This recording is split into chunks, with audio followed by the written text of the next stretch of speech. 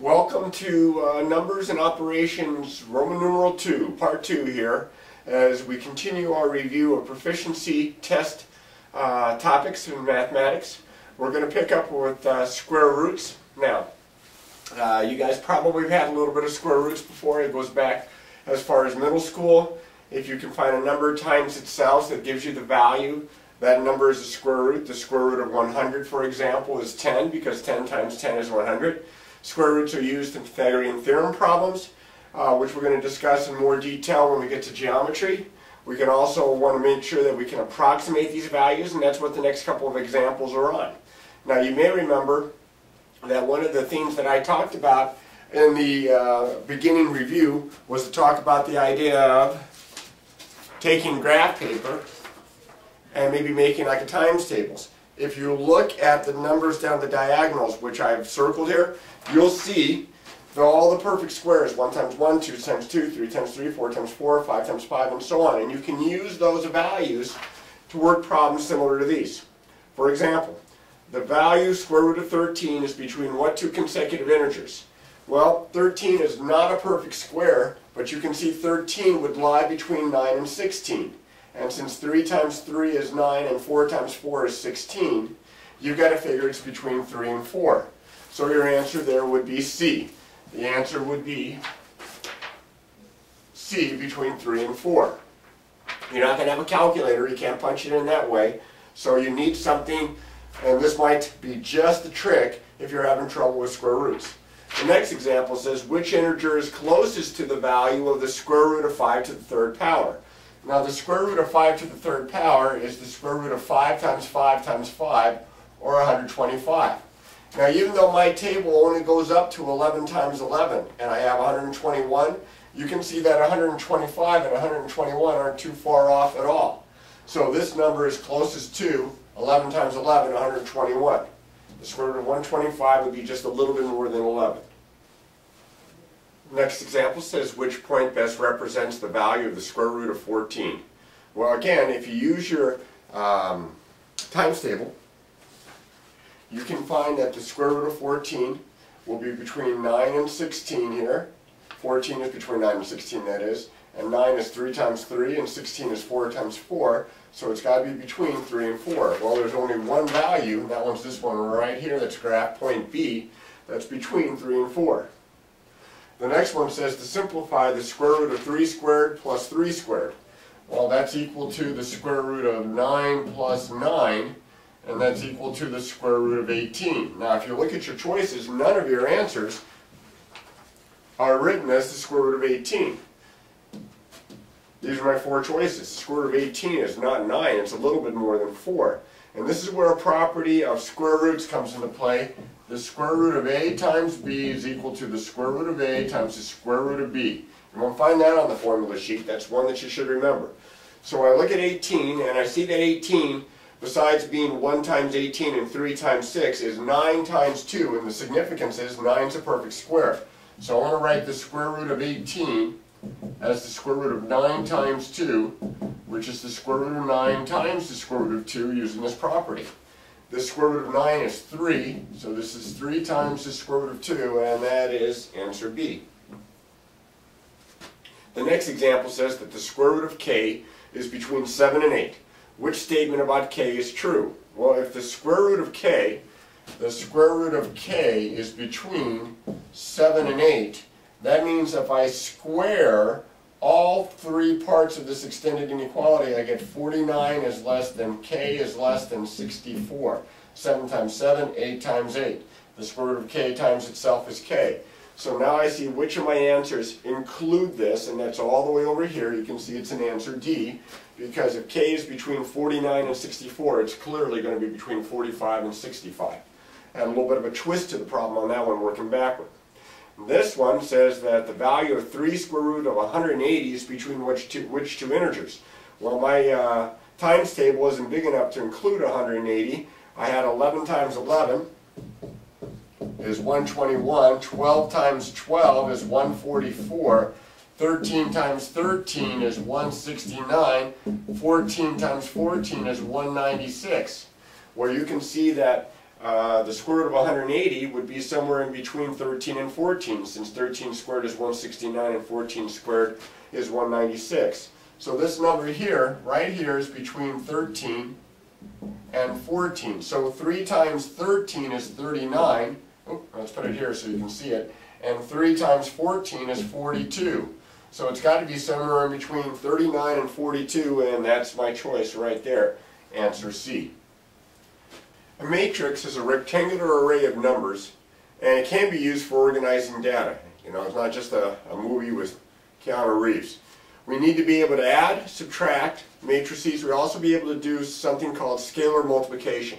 In fact, my first example is that. The number in front that's right next to the bracket that represents the matrix here is to represent what we call a scalar, or a constant, that's going to be times this matrix. Now notice that this matrix has 3 rows and it has 2 columns. This is called a 3 by 2 matrix. The 3 by 2 are the dimensions of the matrix. When I multiply by a scalar, every single entry gets multiplied by that number. So right off the bat, I have -3 times -1. That's going to be a +3. And before I do any more work, I can see that these two do not have a +3 there. It can't be either one of those. When I multiply -3 times +3, I get a -9. Well, this has a -9 in that entry, but this one doesn't. It has to match up with the corresponding entries. So this one's no good. It's got to be answer A, and I did very little work. I was able to find the answer by just using a little bit of knowledge of scalar multiplication. Now this one here is a subtraction problem. Now notice that this is a 2 by 3 matrix, and that this is a 2 by 3 matrix. You can only add and subtract matrices that have the same dimensions, because we add and subtract them using the corresponding entries here. First row, first column, minus first row, first column.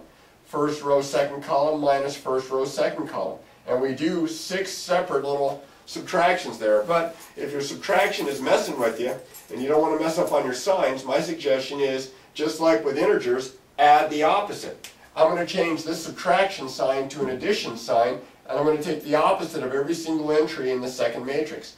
This is +1, it becomes -1. This is -1, it becomes +1. This is 3, it becomes -3.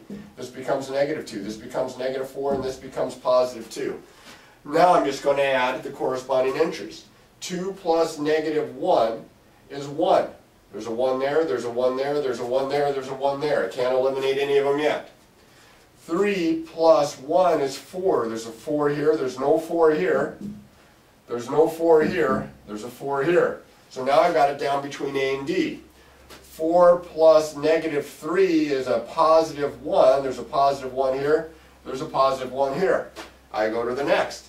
The next row here, I have -1 plus -2, that's -3. I have a -3 here. I do not have a -3 here. Again, it has to be answer A. Application matrix problem. A sports store sells 3 brands of skates for boys and girls. The prices for the boys' skates are $25.25, $30.50, and $36. The prices for the girls' skates are $25, $30, and $34.50. The manager plans to raise the price on all the skates by $5. So that's all 6 brands there. Which matrix models the new skate? Well, look at where the boys and the girls are here, and each time the top numbers. So we have these 3 should be the top numbers for the boys, but remember, we're raising the price by $5. So it should be $5 more than that, $30.25. That's not going to do it. That's not going to do it. $30.25, it's got to be one of these 2. So automatically I can get rid of A and B, or excuse me, A and C. Next one up, $30.50, so if I add $5 to that, I should get $35.50.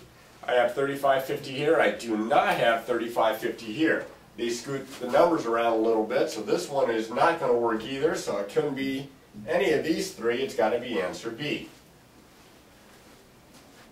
Alright, we're going to read this one very carefully, as you should do with all of your problems. If you do not read them to the point where you understand what the question is asking, you're going to have trouble answering the problem correctly.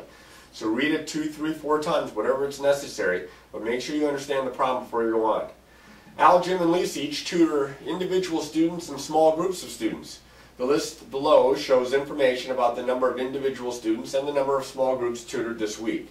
It says Al tutored 3 individuals and 2 small groups, Jim tutored 5 individuals and 1 small group, and Lisa tutored 4 individuals and 2 small groups. Which matrix shows the number of individual students and the number of small groups that Al, Jim, and Lisa tutored this week? Key here is this data. As you can see, all 4 of my choices have individual small on the side, Al, Jim, Lisa at the top. I'm going to go to Al first. Al tutored 3 individuals and 2 small groups. So here's Al. 3 individuals, 2 small groups. No, that's not a 2, that's a 1. It can't be this answer. Automatically throw that one out. Let's go to this answer right below it. Al, 3 individuals, 2, no, it's not a 3 here, so this one's no good. I already have it down to 2 choices. Maybe I'll luck out and get it after this. Al tutored 3 individuals and 2 small groups, 3 individuals, 2 small groups, 3 individuals, 2 small groups. Okay, both B and D right now are still in the running. Jim tutored 5 individuals, 1 small group. 5 individuals, 1, 5 individuals, 1. Still in the running. Lisa tutored 4 individuals and 2 small groups. 4 individuals, 2 small groups. Now they've got these numbers backward. It can't be this. 4 and 2, it's got to be answer D. Now I hope that you found that this information is going to be informative and useful. And if you practice the types of problems, again, go to that website that I've already mentioned a couple of times, www.succeedinmath.com. Try problems there, get practice materials from your instructors, and just practice, practice, practice.